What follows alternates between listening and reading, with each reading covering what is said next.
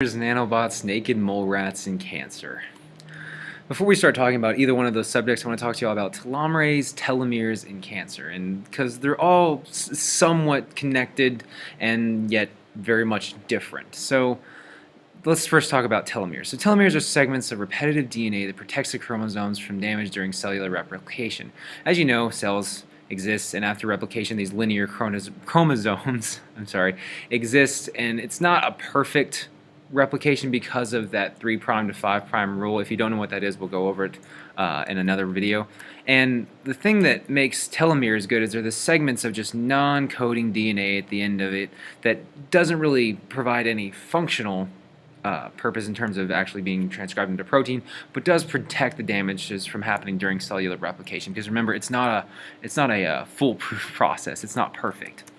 And so what telomerase is, and I'm just going to draw it right here, it's a protein. It is an enzyme, a form of reverse transcriptase, so it's RNA-oriented DNA synthesis that adds a segment of DNA, enabling an RNA primer and DNA polymerase alpha to add a complementary strand of telemetric DNA. So here's, you have your reverse transcriptase here, and it lays way for another segment of DNA here. So this is an RNA primer here, and after it's gone, then that RNA primer that it leaves can be replaced by DNA, and then DNA alpha comes in, and what you have is an elongation of your telomeres, or your telemetric DNA.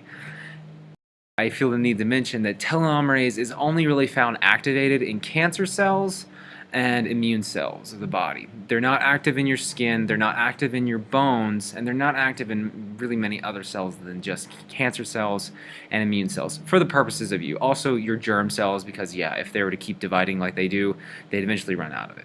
And this really hasn't been an issue until this past couple of time period, because if you look at the amount of human telemetric DNA, it really lasts up until you're about 50 years old. Give or take, depending on how much stress you're put under, that shortens your telomeres, but 50 is the generalized number here. And it really hasn't been until the past couple of 20 to 30 years that we've had a lifespan above 50. In the 1920s and 1940s, humans didn't really live that long. So this is a new generational thing. This is a generational problem, and it's going to be the future of, I think, a lot of medical problems are going to be really linked to aging, and as we continue to live older, improvements in public health, improvements in medicine, this is something that we're going to have to address. So we talked about those three there, and they're all linked to the aging process. Now let's talk about cancer. Okay, so cancer is caused by many, many factors. Sometimes it's just in your DNA. There's oncogenes, genes that code for cancer. The formation of free radicals, which is like radiation, cigarette smoke, oxidative stress, anything of that nature. Some of it is also by epigenetic inheritance. Mike Skinner at Washington State University did a really, really cool experiment where he proved that pesticide exposure to mice actually causes the turning on of genes that code for cancer, and it was not just in one generation, it was in every generation following that. So that was pretty cool. Lastly, failure of contact inhibition. As you know, you have your cells here, and they all have specific glycoprotein structures that say that this is me. And after a while, these start to collide with each other, and they can say, oh, okay, we're getting a little too crowded here. We need to stop reproducing. And it hits these inherent stop signals, and that is contact inhibition. And in some cases, that's isn't deactivated properly, and the cells just start to reproduce like crazy. And normally you'd think, well, okay, if there's telometric DNA and these cells that are reproducing like crazy would eventually lose that telomerase is activated in there so that they can keep reproducing. Again, not a straight line, but they are connected. Viruses are another cause of cancer, but this is really, really rare. The only time I can think of an occurrence where you actually have a virus causing a cancer is the Rous sarcoma virus. This is a really weird thing that happens in chickens. They get infected with it, and then 2 weeks later, their entire body is covered with tumors, and they die. So really briefly, we talked about free radicals, and I just want to really talk about the formation of free radicals. A lot of things help with the formation of free radicals. So UV light, radiation, just really your regular cellular metabolic processes, ionization radiation, cigarette smoke, air pollution, inflammation, all of these things can cause the formation of free radicals. Now, I guess the question is, what is a free radical? And we'll say, just for example, it could be any one of these factors, it could. But for this, we'll say ionization radiation. And if my thing would stop working there, if you have, say, a cell, is one of your cells, in your body, and it's connected to another cell in your body, and whatever. And it's exposed to some form of ionizing radiation. And that radiation is going to come in, and what it's going to do is it's going to knock an electron out of place. And whenever that electron is knocked out of place, what you have is the formation of a free radical. And these free radicals are very, very, very unstable, and what they'll do is they can go over, and I don't know if you know about this double helix here, but what links this double helix together is a bond called a phosphodiester bond. And with these free radicals, they destroy that. They just tear it up. It's horrible. And your repair enzymes get to the point where they can't fix it, and it ultimately leads to a mutation, which can be detrimental, can cause cancer, and can lead to death. Now, the basis of Linus Pauling's trying to get as much vitamin C as he could is, as we talked about earlier, loss of electron is an oxidation reaction. So people try to have a diet that are rich in antioxidants as a means of protecting themselves from free radicals. So pretty cool, pretty interesting stuff there. Okay, so switching gears back to the whole telomerase issue, lobsters. Lobsters are organisms that have indeterminate growth that have been found to have really, really, really high levels of telomerase activity. Now, as I previously stated, I felt like it was that, or a lot of people actually feel like telomerase activity being activated is generally a bad thing. We don't have that activated in our cells as a defense against cancer. Lobsters, on the other hand, they have this active telomerase. Hence why you can have the 400 to 500 pound lobster, because they can just keep growing and growing forever. But the issue of this is that not only do they have activated telomerase, but they're conspicuous for having really low levels of tumor formation.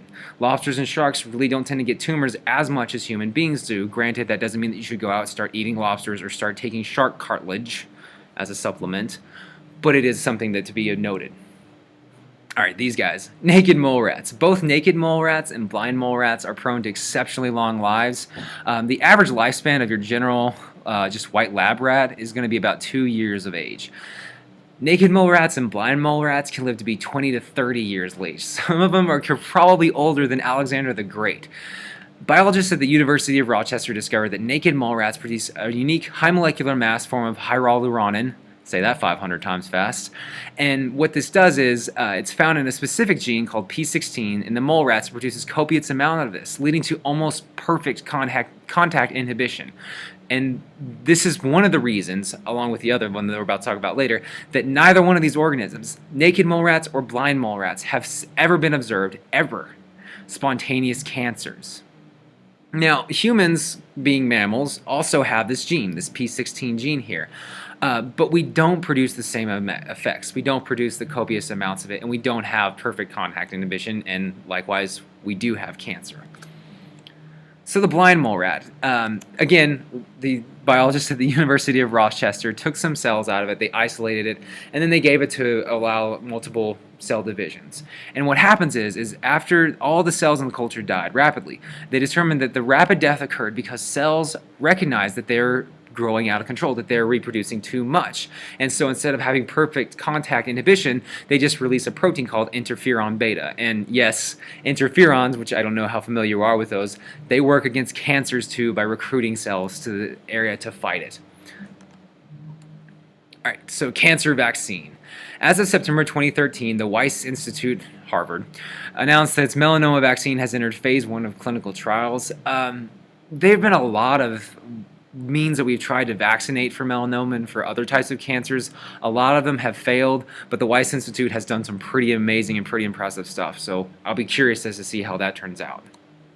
So, slide over here just shows the benign versus, I just thought it was interesting, benign versus cancerous melanoma. So you see how it's perfectly defined here, pretty well defined, and the diameter is pretty well defined, but the color is disoriented and the edges are pretty undefined. And then you can see the changes in the lesion, which I thought was pretty interesting.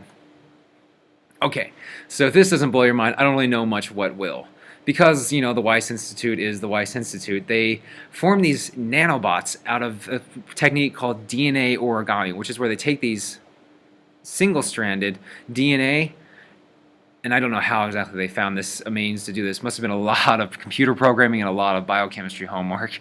But they took a single-stranded piece of DNA and then another complementary piece of DNA that folded in on itself in this appropriate, like, barrel-shaped container with these two double helixes as these latches, and inside of it were antibodies for whatever specific cancer that they could have. So upon arrival at the target site, the binding of the latches, in this case the double helix, causes that conformational change, the breaking and reforming of covalent bonds, and thus delivery of the antibody cargo leading to apoptosis, or programmed cell death.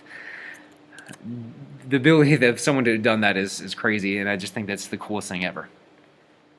So what does this all really mean? Well, we have to understand that the overall goal of this being in studying medicine and studying life is to prevent the concept of death.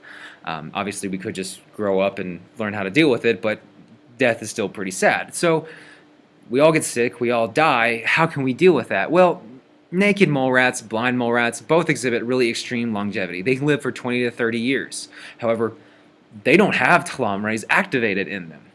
Lobsters and clams have reported also extreme longevity, and they do have active telomerase in them. In fact, the world record for the oldest living organism, or the oldest living animal, is 400-year-old clam. And so I guess the point that I'm trying to make here is, yes, telomerase is cool. It's going to extend our telemetric DNA, and it's going to help us, but it's not an end-all, be-all thing. Look at Alzheimer's disease. Neurons have extreme longevity. They don't even have to worry about that because they don't divide. But they still degrade and they still get old, and the aging process is something that we're just going to have to learn to come to terms with. Nevertheless, this is something that's really interesting.